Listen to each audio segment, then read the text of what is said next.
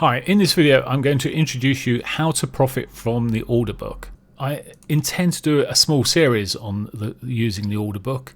So this one is literally from a trade that's set up yesterday, and I'll run through the process of how it's set up, what was happening, and why it could have been an opportunity to trade. The other thing to understand here is supply and demand. If you're not familiar with it in terms of how it drives price, the more supply there is of something, the lower price it has. In other words, if everyone is selling and there's no buyers, the price would drop, and vice versa. If there's a lot of buyers and no one wants to sell, it pushes price up. When we look at the order book, we've got to take that into account, in particularly with orders, because it's not what's already happened, it's what may happen sometimes, which is very important when picking up the process I'm teaching you here. Finally, it's important to understand that retail traders' reactions to price, particularly when they're in an open position, and that's what I'm going to be referring today. We can actually see the traders, again using the same technology, we can see the volumes relatively of traders in a particular position at a particular price. So if we can see that, we can then see how they react to price coming towards them. So if they're short on a position and the price is moving up towards their profitable positions, they might just react by selling, and that's a common thing that happens. They panic as the price comes back to them because they don't want to lose their profits. Others may just get stopped. They may trail their stops tightly behind, and either way it makes no difference. They've effectively created an order straight to the market, which might help the order pile that's already there.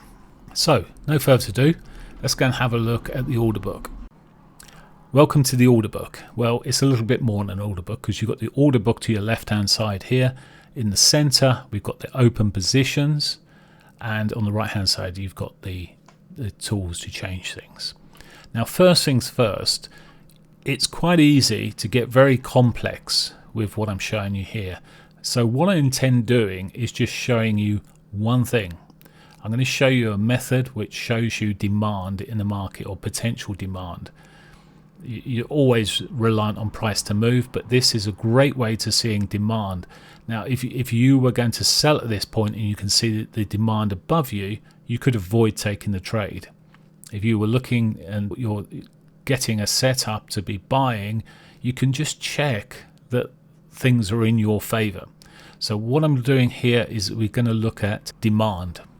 Demand drives prices upwards. First things first, we look then at the order book. It's split into effectively four quadrants here, but all I'm really interested in, left side is all the sell side, the right side is the buy side. So these guys want to buy above price, the blue ones. These are the orders to buy below price. On the left hand side we've got sellers above price, sell orders above price, and sell orders below price. So just on the natural look at this market, if we were to have more buyers than sellers up here, it could draw the market to the upside, and more sellers than buyers to the bottom, it could drive it to the bottom side. It might draw people downwards. So that's it in very, very simple terms. So that's the order book. I'm going to then do a quick filter of this, because at the moment it's got both on there, and wouldn't it be nice just to be able to see, well, where's the balance? Well, it's very easy. There's a button over here. You hit net and it shows you the net position. So the net side on above here is buy orders. We've got net buy orders and quite a few little clusters right the way up to around about 26.35. On the other side of that market, though, we do have some sell orders that are a bit more sell. So we've got supply down at these levels. Here we've got demand. Here we've got supply. Very, very simple. So if we're looking for patches of demand, well, we've got it here. But that's only one side of the story, literally. What else might drive demand? We can look at the open positions. Now, generally, and you'll see it here, we've got people that are holding positions on the top right hand corner here They've bought it. They bought the market. So these are buyers. All the way through here are buyers. So these buyers are basically underwater at the moment. They're losing money. So they bought the currency pair, the pound dollar, higher than its current value. Meanwhile, these are sellers on the left hand side, and these sellers in blue are sellers that have sold it and the price is above their sell price, so they're losing. The little dabble of orange there that you can see is profit sellers. Now, as I'm looking at this, this is what I was looking at, similar to what I was looking at yesterday, Monday. What we had was we got people that are in the profit, in the money here a little bit, and we've got demand above us in terms of there's people willing to buy. So that's the sign of demand. Very, very simple. That is it. So that is showing me there's demand above us. Now you could flip the coin the other way, but this is the most important bit. This stage. Why, you may ask, if these guys have sold and they're in the money, do I think that it's going to create demand? Well, quite often traders are easily shaken out of profitable positions. So if they're short here and they see price starting to move towards them, one or two things happen. Well, we know there's demand up here, so it starts triggering buy stops, so it starts pushing and it creates some momentum. And then of course they don't like the idea of losing their profits, so they quickly close out. So it creates that double whammy of demand, because they're buying as well. They've shorted the markets, they need to buy it. We've got the buy orders sitting here, you've got the double whammy, boom. That's all you need to know on that point. Let me show the example. Now I'm going to show the example using the MT4 platform. So here's the MT4 platform. Now I haven't put the indicator on it for a moment. I just wanted to show you what things look like without it, but more importantly, what I was looking for yesterday.